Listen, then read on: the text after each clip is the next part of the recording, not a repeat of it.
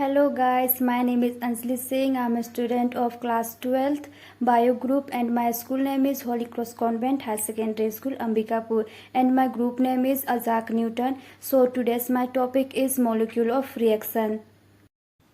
हमारा टॉपिक है अभिक्रिया की आणविकता या अणुसंख्यता। यहाँ पर मैंने कुछ टॉपिक्स लिखे हैं, इसके अकॉर्डिंग हमें रीड करना है।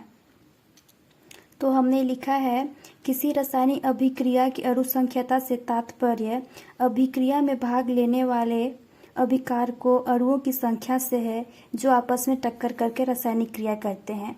मीन्स अणुसंख्यता से हमें ये पता चल रहा है कि अणु की संख्या मतलब कि अणुसंख्यता अणु की कितनी संख्या है एक रासायनिक अभिक्रिया में। एक अभिक्रिया में अणु की कितनी संख्या है उन अणुओं की संख्या को अणुसंख्यता कहते हैं। तो एक एग्जाम्पल के द्वारा हम समझते हैं। सेकेंड रिएक्शन है H2 + I2। इन दोनों को क्रिया करते हैं तो 2H2 हमें प्राप्त होता है। तो इससे हमें पता चल रहा है कि इसमें 2 मोलिक्यूल है, एक H2 और एक I2। तो इन दोनों को काउंट करेंगे तो हम लोग को मोलिक्यूलों की संख्या आ जाएगी 2। अगर हमें इसका रेट निकालना है तो सबसे पहले हमें इनका एक रूल पढ़ना पड़ेगा जिसे द्रव्यमानुपाती क्रिया का नियम कहते हैं। तो चलो पढ़ते हैं द्रव्यानुपाती क्रिया का नियम। उसमें होता क्या है, इसे रेट कैसे निकालते हैं इसके बारे में। हमने लिखा है, यहाँ हमें पढ़ना है अभी द्रव्यमानुपाती क्रिया का नियम। क्या कहता है द्रव्यमानुपाती क्रिया का नियम? किसी रासायनिक अभिक्रिया की दर उसके अभिकारकों की सक्रिय मात्राओं के गुणनफल के समानुपाती होती है। मीन्स ये क्या कह रहा है, किसी रासायनिक अभिक्रिया की दर उसके मीन्स अभिक्रिया में कितने अभिकारकों की सक्रिय मात्रा के गुणनफल, उसमें कितने अभिकारक है उसके सक्रिय मात्रा के इनटू के समानुपाती। मीन्स किसी रासायनिक अभिक्रिया की दर उसके अभिकारकों की सक्रिय मात्राओं के गुणनफल के समानुपाती होती है। फिर से पढ़ते हैं, किसी रासायनिक अभिक्रिया की दर उसके मीन्स जो हम रिएक्शन ले रहे हैं उसके अभिकारकों की सक्रिय मात्राओं के गुणनफल के समानुपाती होती है। कौन होता है गुणनफल के समानुपाती? जो हमारा जो दर है वो होता है हमारे रिएक्शन के समानुपाती। तो एक रिएक्शन हम लोग लिखते हैं, पहले से लिखा है A + B = C + D। ये हमारा एक रिएक्शन है A + B। जब हम क्या एक्टिव मास निकालेंगे तो होगा A का एक्टिव मास एक ब्रैकेट में लिखते हैं A और B का एक्टिव मास B। ये हो गया हमारा। फिर हम यहाँ पास दर जो है उसे स्मॉल r से डिनोट करते हैं। तो परिभाषा हमारा क्या कह रहा है, किसी रासायनिक अभिक्रिया की दर तो हम यहाँ पर लिखेंगे R। किसी रासायनिक अभिक्रिया की दर उसके अभिकारकों मीन्स जो अभिक्रिया ले रहे हैं उसके अभिकारकों की सक्रिय मात्राओं के गुणनफल के समानुपाती होती है। सक्रिय मात्रा को हम लोग बोलते हैं active mass A, active mass B के गुणनफल के समानुपाती होती है। यहाँ पर हम लिख रहे हैं के जो है एक नियतांक है जो समानुपाती के चिन्ह पे लिए हैं। एक्टिव मास A और एक्टिव मास B। ये हमारा आ गया रेट मतलब कि अभिक्रिया की दर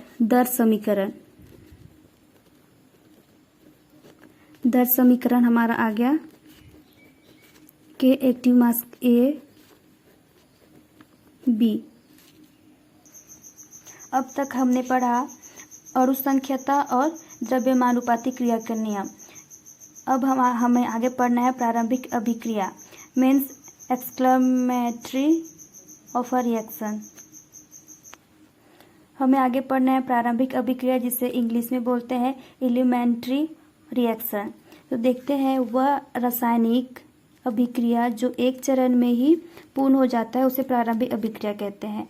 मीन्स जो स्टेप होते हैं वो केवल एक ही स्टेप में कंप्लीट हो जाते हैं। जो हम लोग रिएक्शन लेते हैं वो केवल एक ही स्टेप में कंप्लीट हो जाते हैं।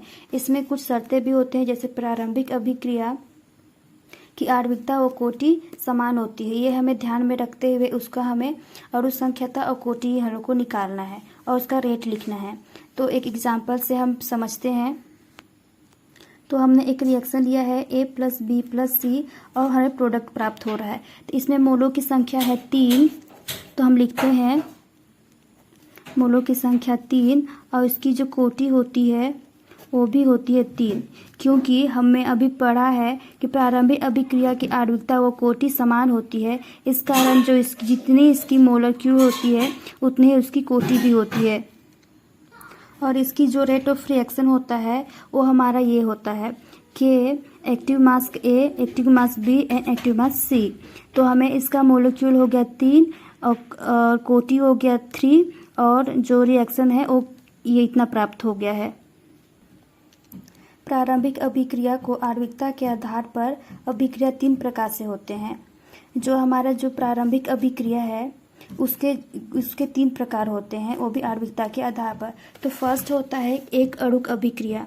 देखते हैं कि एक अणुक अभिक्रिया क्या होता है। वह प्राथमिक अभिक्रिया जिसमें अभिक्रियक मतलब अभिकारक की मात्रा 1 होती है उसे एक अणुक अभिक्रिया कहते हैं। एग्जाम्पल लेते हैं। तो हमने एक रिएक्शन लिया है NH4NO2 = N2H2O। जब भी हम ऐसा रिएक्शन लेते हैं तो उसमें अपघटन होता है जिससे हमें N2 और 2H2 प्राप्त होता है। तो इसमें मोलेक्यूलों की संख्या हो जाएगी 1 और इसकी चूँकि एक स्टेप में कंप्लीट हो रहा है, इस कारण ये इसकी जो कोटि और आणविकता होगी वो समान होती है। और इसका जो दर होता है, जो दर नियम होता है, वो भी इसके कोटि पर डिपेंड करता है कि कितना है उसकी कोटि। सो हमने लिखा है मोलेक्यूलों की संख्या हो जाएगी 1 और इसकी जो ऑर्डर है, जो कोटि है, उसकी संख्या भी 1। क्योंकि हम जो पढ़े हैं कि प्राथमिक अभिक्रिया में आणविकता और कोटि समान होते हैं, तो ये भी तो प्राथमिक अभिक्रिया का ही एक प्रकार है, एक अणुक अभिक्रिया। वह अभिक्रिया जिसमें अभिक्रियक मतलब कि अभिकारकों की संख्या 1 होती है उसे एक अणुक अभिक्रिया कहते हैं। क्योंकि ये एक ही स्टेप में कंप्लीट हो रहा है, इस कारण इसे एक अणुक अभिक्रिया कहते हैं। इसका जो मोलेक्यूल है 1 है और कोटि 1 और इसका जो रेट ऑफ रिएक्शन है वो K एक्टिव मास NH4NO2। तो आगे देखते हैं। इसका सेकेंड होता है द्विअणुक अभिक्रिया। द्विअणुक अभिक्रिया वह प्राथमिक अभिक्रिया जिसमें अभिक्रियकों मतलब कि अभिकारकों की संख्या 2 होती है उसे द्विअणुक अभिक्रिया कहते हैं। हमें एक एग्जाम्पल है H2 + I2 प्रोडक्ट बना है 2HI। तो इसमें मोलों की संख्या हो जाएगी 2। चूँकि यहाँ पर जो हाइड्रोजन है वह 1 है और आयोडीन है वो भी 1 है, तो इन दोनों को काउंट करेंगे तो मोलेक्यूलों की संख्या आ जाएगी 2 और उसकी जो कोटि है वो भी होगी 2। चूँकि हमने पढ़ा था कि जो प्राथमिक अभिक्रिया की जो आणविकता और कोटि होती है वो बराबर होती है, एक दूसरे के समान होती है।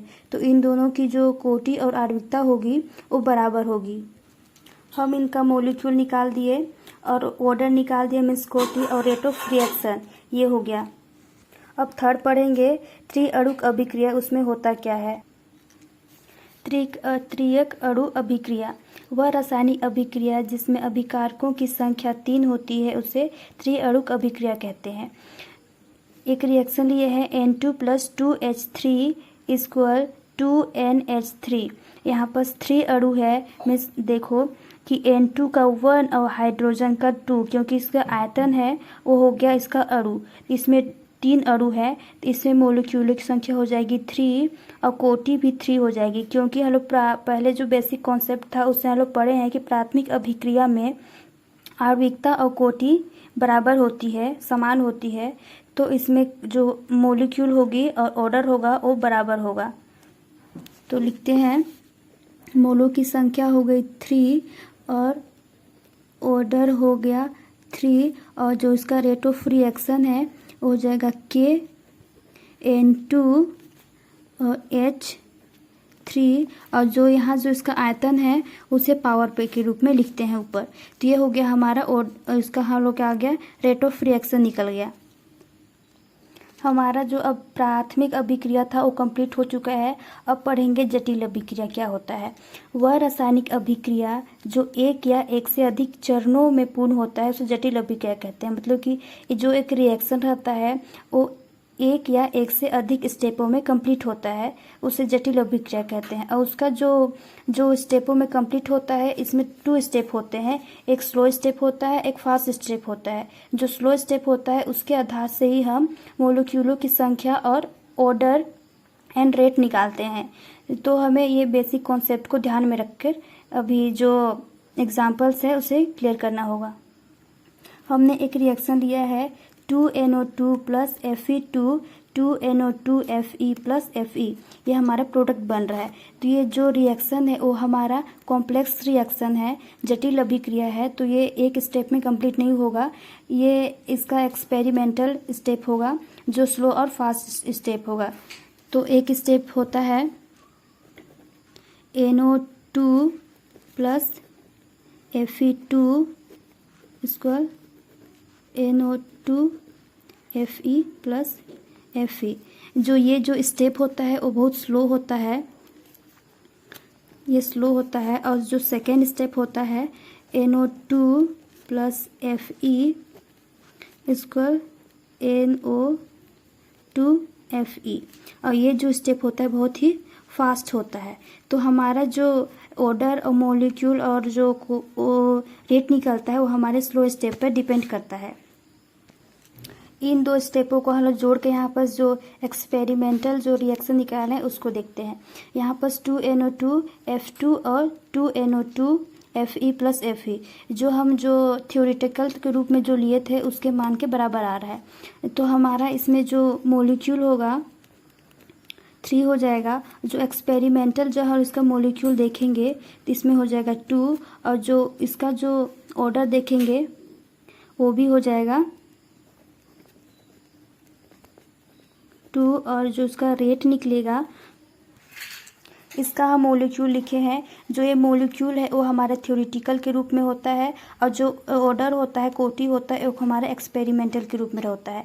और जो हमारा जो रेट ऑफ रिएक्शन निकलता है वो स्टेप के हिसाब से निकलता है। जो स्लो स्टेप होता है उसके हिसाब से हम रेट देखते हैं। यहाँ पर के जो समानुपाती का चिन्ह हटा के हम लोग के लिखे थे, और ब्रैकेट ये एक्टिव मास NO2 ब्रैकेट बंद एक्टिव मास Fe2। और जो P है वो प्रैक्टिकल के रूप में आया है ये वाला, और जो थ्योरेटिकल मतलब Q वो ये है। क्योंकि हमने पहले पढ़ा था कि जो जटिल अभिक्रिया होती है उसके जो आणविकता और कोटि होती है एक दूसरे से भिन्न होती है, और जो उसका दर निकालते हैं वो उसके वेग पे डिपेंड करता है। मतलब उसके जो चाल होती है, जो उसके स्टेप्स होते हैं, जो कौन सा स्टेप फास्ट है उसके हिसाब से डिपेंड करता है उसका रेट। सो हमारा ये इसका जो मॉलिक्यूल है इतना आया, ऑर्डर 2 आया और रेट इतना आया। सो आज का टॉपिक्स हमारा कंप्लीट हुआ। तो कैसा लगा वीडियो? अगर अच्छा लगा होगा, समझ में आया होगा तो please like share and comment करते रहना। Thank you for watching this.